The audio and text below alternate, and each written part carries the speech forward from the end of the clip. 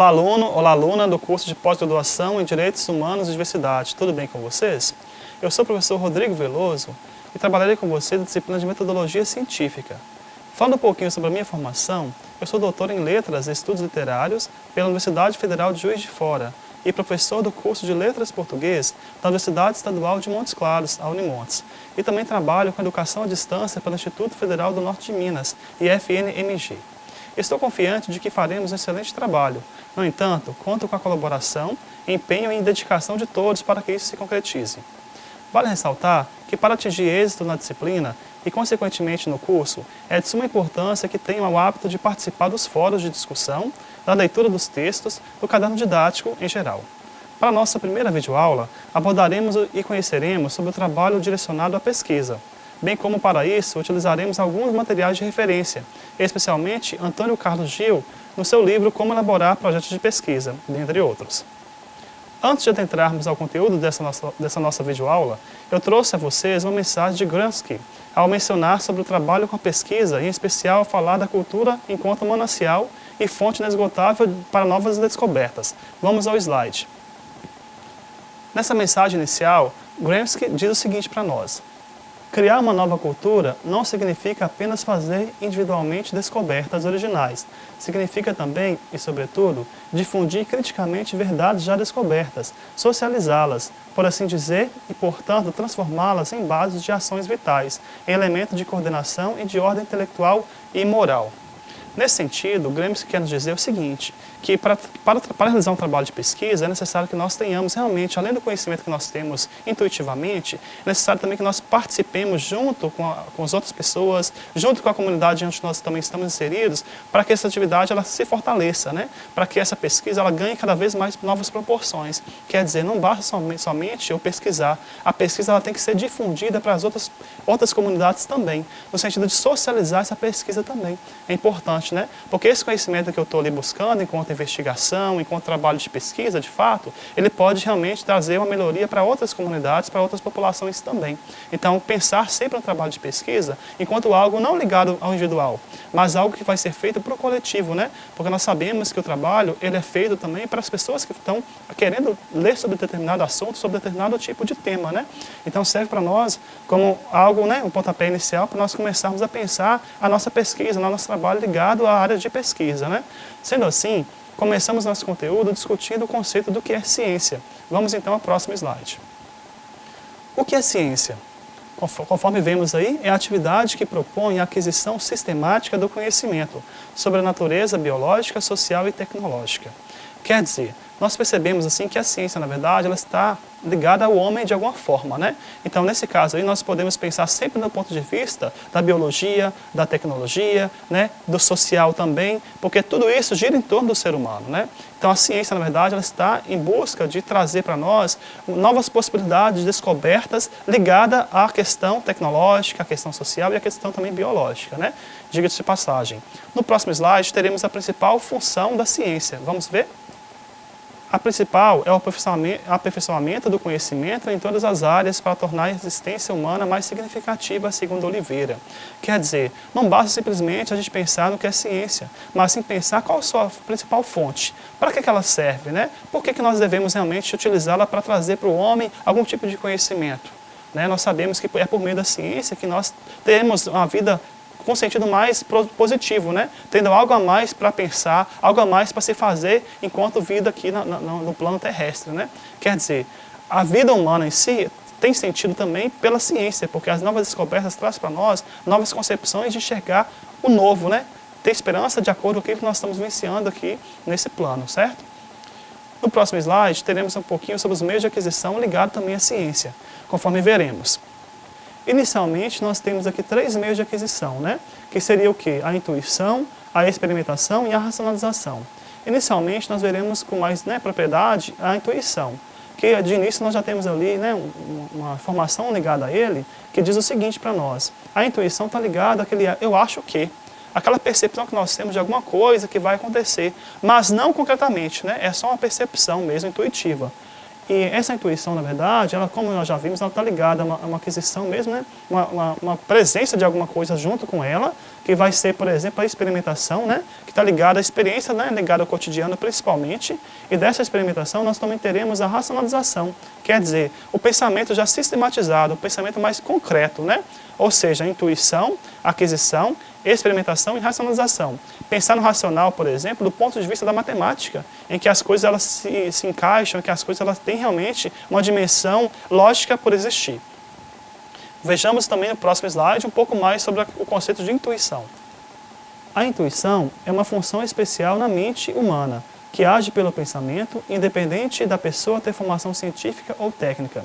É um modo onde é considerado o fenômeno psíquico natural que todos os seres humanos possuem, alguns em maior ou menor grau de obter conhecimento sem a utilização da experiência ou da razão. Quer dizer, a intuição, na verdade, está ligada ao conceito que você tem de acordo com o mundo que você vive, né? A concepção sua inata, né? Aquela concepção que você realmente adquire de acordo com a sua vivência, né? Isso tudo acaba sendo arquivado, né? Acaba sendo armazenado em seu cérebro, né? E de alguma forma também, quando você vai experienciar novas situações, aí você pode pensar em como agir de acordo com aquela situação, uma vez que você já vivenciou isso também no passado, né? Então percebam que a intuição, na verdade, está ligada a uma percepção não concreta da realidade, né? Ou seja, está ligado mais a obter conhecimento sem a utilização da experiência ou da razão. Passando adiante, estudaremos agora o conceito de experiência ligada ao conhecimento científico, né? Que tem o nome de empirismo, tá? Vejamos. O empirismo, ele significa experiência. É uma doutrina que afirma que a única fonte do conhecimento é a experiência, ou seja, todo conhecimento somente é obtido por experimentação. Experimentar é igual a montar, construir, testar e medir. Quer dizer, o próprio conceito já define para nós o que é empirismo, né? Quer dizer, nós só conseguimos realmente fazer algo se nós experienciarmos esse algo, né? Então, no trabalho científico, por exemplo, é importante que nós tenhamos também esse conhecimento científico do empirismo também ligado ao nosso processo de pesquisa. Por que isso é importante? Porque quando nós falarmos, por exemplo, sobre um tema e desenvolvermos um problema, nós tenhamos que ler alguns textos também sobre o assunto. Quer dizer, experienciar sobre o assunto, para que nós tenhamos bagagem suficiente para conseguir dissertar sobre determinado problema e também sobre determinado tema, né? Então é importante sempre pensar na experiência ligada a essa questão mesmo de montar, construir, testar e também medir as informações que nós tenhamos ali à nossa disposição. Dando sequência, veremos agora o terceiro tipo de conhecimento científico, que é a razão, tá? A razão, racionalização. É uma doutrina que afirma que a razão humana, o pensamento racionalista, é a única fonte de conhecimento. Ao contrário dos empiristas, os racionalistas afirmam que os nossos sentidos nos enganam e nunca podem conduzir a um conhecimento verdadeiro. Para os racionalistas, o conhecimento é verdadeiro somente quando é logicamente necessário e universalmente aceito. Quer dizer, pensar do ponto de vista dos racionalistas é pensar realmente que todo quadrado tem 4 lados. Né? Quer dizer, de entender que a coisa realmente tem que ser exata, né? Tem que seguir uma obrigatoriedade e ter também uma obediência lógica por existir. Né? Então pensar, por exemplo, numa variável dentro dessa ótica dos racionalistas, talvez seria algo falho. Né? Então pensamos então inicialmente na intuição como algo ligado à questão mesmo abstrata, né? Ligado ao pensamento. Pensemos na sequência também como o empirismo ele se apresenta para nós como algo também ligado a essa condição de experimentar coisas novas, ligado ao próprio ambiente mesmo, né? E a partir desse ambiente você consegue realmente desenvolver, né, a percepção desses fatos, né, desses elementos que você está realmente experienciando.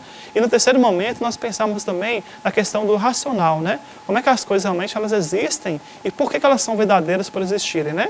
Então para isso tem que ter realmente uma lógica necessária e universal também que será aceita de acordo com essa realidade que você está realmente vivenciando, né?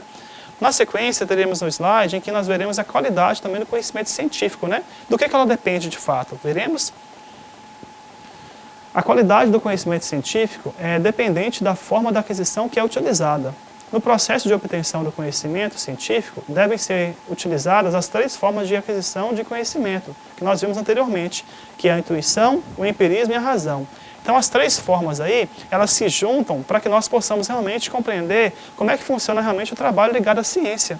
Quer dizer, então, inicialmente, vocês vão pensar já aí sobre o projeto de vocês, né, projeto de pesquisa, que vai ser intervenção, por exemplo, em que vocês terão que imaginar intuitivamente como será esse projeto. você já estudaram algumas disciplinas dentro da pós-graduação e você já tem talvez uma familiaridade com algum tipo de disciplina, com algum tipo de tema, por exemplo, né? Então, intuitivamente, você já tem dentro de você já um pensamento ligado a essa questão da pesquisa, né? Agora sim, mas eu tenho isso intuitivamente, mas e na questão da experiência? A experiência, como eu disse para vocês, está ligada às leituras que vocês já fizeram de acordo com esse tema dentro da disciplina que vocês também fizeram anteriormente. Por exemplo, aí, vamos pensar na questão dos direitos humanos ligado à criança. Né? Então, assim, é um tema que eu gostei de trabalhar, por exemplo, né? Um tema que eu tenho, né? Que eu tenho facilidade em desenvolvê-lo. Então, assim, por quê? Porque eu também trabalho com criança, quer dizer, do ponto de vista do empirismo, da experiência, eu já tenho um pouco de habilidade ligada a essa intuição minha, que é esse tema ligado à infância, e que na prática também eu já exerço isso aí. E onde que entra a razão nesse sentido aí? A razão ela vai entrar nesse momento para que você realmente tenha certeza, de fato, que isso vai ser um trabalho produtivo, vai ser um trabalho satisfatório para você também enquanto pesquisador. Quer dizer, em que as pessoas também vão poder ler e vão poder também identificar com a sua pesquisa, de algum modo também. Né? Porque nós sabemos que o trabalho de pesquisa, muitas vezes, ele traz para a sociedade algum tipo de contribuição. Né? Então, se eu falo, por exemplo, de direitos humanos ligados à criança, automaticamente eu já penso que realmente alguns direitos, ou melhor, todos os direitos ligados à criança devem ser respeitados. Né?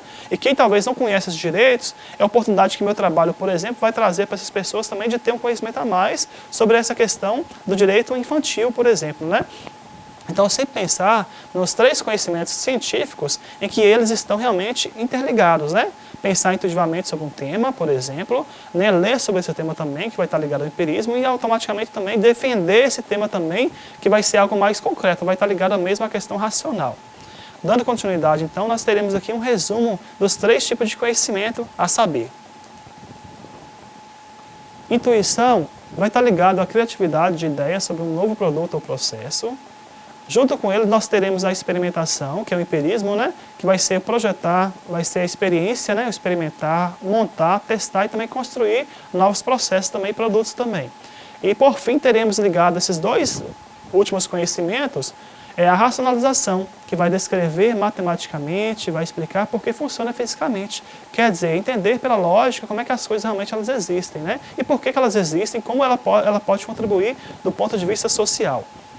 Dando sequência no próximo slide, o que é pesquisa? Pode-se definir pesquisa como um procedimento racional e sistemático, que tem como objetivo proporcionar respostas aos problemas que são propostos. A pesquisa é requerida quando não se dispõe de informação suficiente para responder ao problema, ou então, quando a informação disponível se encontra em tal estado de desordem que não possa ser adequadamente relacionada ao problema. Quer dizer, pensar, por exemplo, o que é pesquisa requer de nós que tenhamos realmente uma inquietação. Quer dizer, uma dúvida. Né? Quer dizer, o próprio problema em nós gera uma inquietação no sentido de tentar realmente responder aquilo que em nós realmente falta enquanto conhecimento, enquanto informação. Né? Então, percebam que a pesquisa, no caso, vai favorecer não só a mim, enquanto dúvida, enquanto problema, enquanto inquietação, mas também nos futuros leitores também que vão ler também essa pesquisa que eu estou realmente realizando.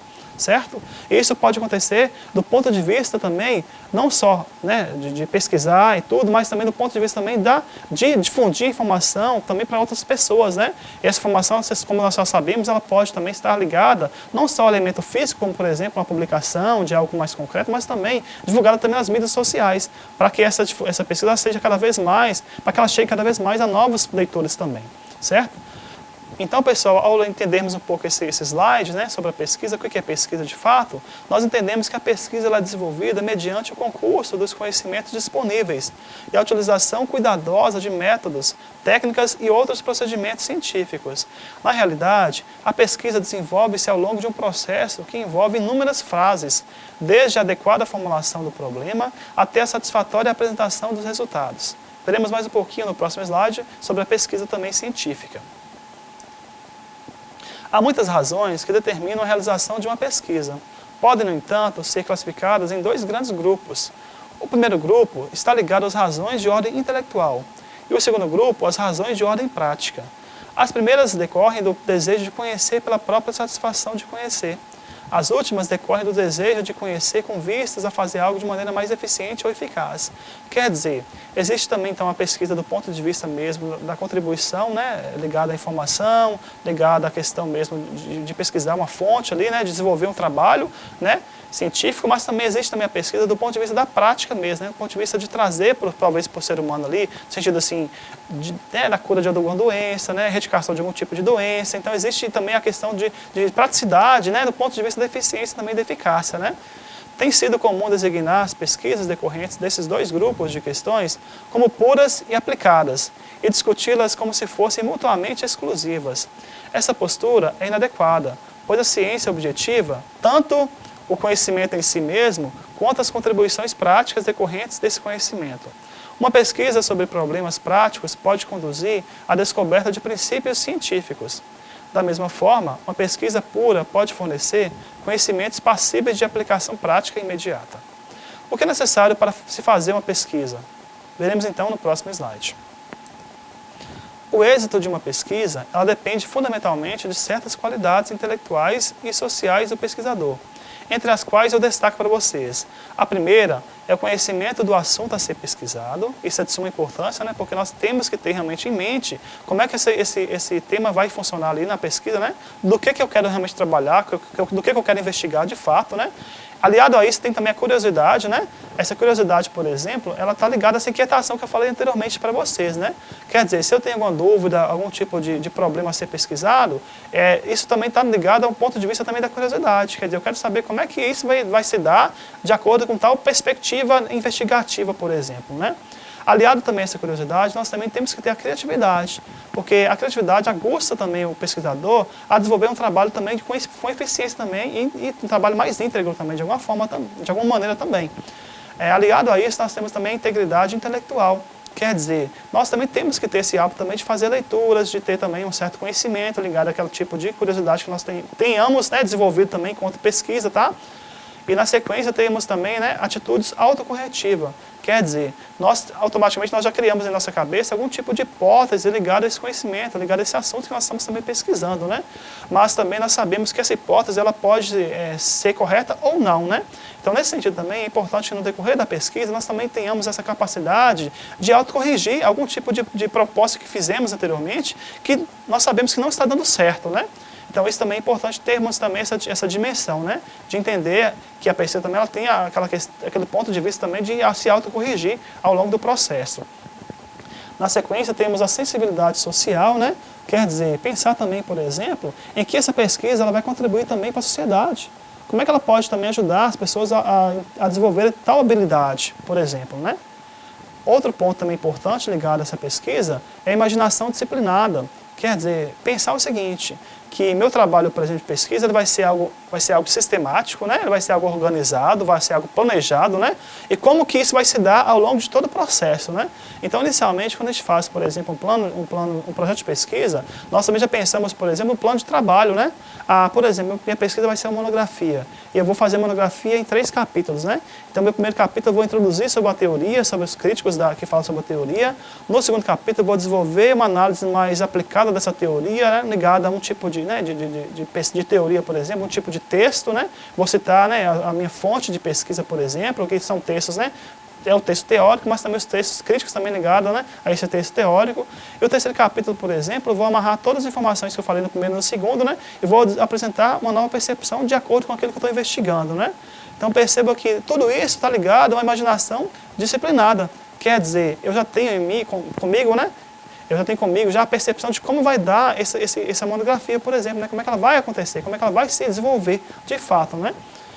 Teremos também na sequência a perseverança e paciência.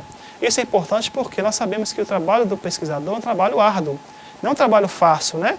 Porque você tem que fazer leituras, tem que fazer observações, tem que fazer fechamentos, né? Tem que desenvolver realmente uma articulação necessária de acordo com as partes do texto também, né? Tem que ter lógica, na verdade, na criação da produção textual, né?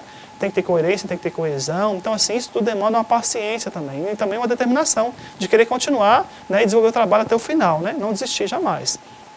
E, por fim, pensar, então, na confiança na experiência, né? Quer dizer, isso aqui só vai ser adquirido se você realmente já tiver feito esse trabalho anteriormente, se você já tiver lidado com artigo científico, por exemplo, né? Se você também for um leitor também assíduo, né? Então, tudo isso corrobora para nós em que o projeto de pesquisa vai ser um projeto realmente produtivo e também inovador, né? Do ponto de vista de seguir toda essa sequência aqui que nós estamos vendo aqui, que é necessária para um bom pesquisador trabalhar realmente com o projeto de pesquisa. Então, caros discentes, é muito difundida a visão romântica de ciência que procura associar as invenções e descobertas exclusivamente à genialidade do cientista. Não há como deixar de considerar o papel capital das qualidades pessoais do pesquisador no processo de criação científica, mas é também muito importante o papel desempenhado pelos recursos de que dispõe o pesquisador no desenvolvimento e na qualidade dos resultados da pesquisa. Ninguém duvida de que uma organização com amplos recursos tem a maior probabilidade de ser bem-sucedida no empreendimento de pesquisa, que outra cujos recursos sejam deficientes. Por essa razão, qualquer empreendimento de pesquisa, para ser bem-sucedido, deverá levar em consideração o problema dos recursos disponíveis. O pesquisador deve ter noção do tempo a ser utilizado na pesquisa e valorizá-lo. Como toda atividade racional e sistemática, a pesquisa exige que as ações desenvolvidas ao longo de seu processo sejam efetivamente planejadas. De modo geral, concebe-se o planejamento como a primeira fase da pesquisa, conforme observaremos no slide a seguir. Por que elaborar um projeto de pesquisa? Primeiramente, pensando no planejamento, que vai envolver a formulação do problema, a especificação de seus objetivos, a construção de hipóteses, a operacionalização dos conceitos. O planejamento da pesquisa concretiza-se mediante a elaboração de um projeto, que é o documento explicitador das ações a serem desenvolvidas ao longo do processo de pesquisa.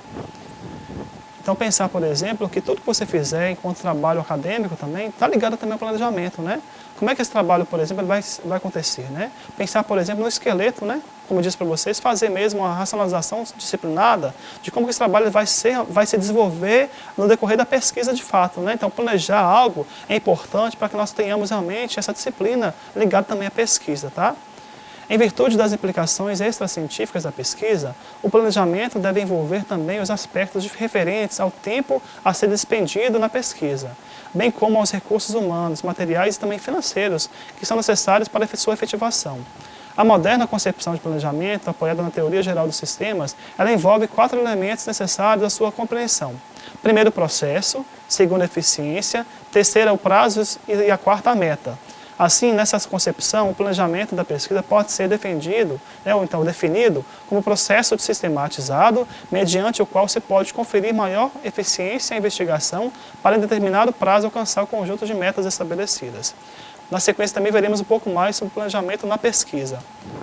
O projeto deve, portanto, especificar os objetivos da pesquisa, apresentar a justificativa de sua realização, definir a modalidade de pesquisa e determinar os procedimentos de coleta e análise de dados. Deve ainda esclarecer acerca do cronograma a ser seguido no desenvolvimento da pesquisa e proporcionar a indicação dos recursos humanos, financeiros e materiais necessários para assegurar o êxito da pesquisa.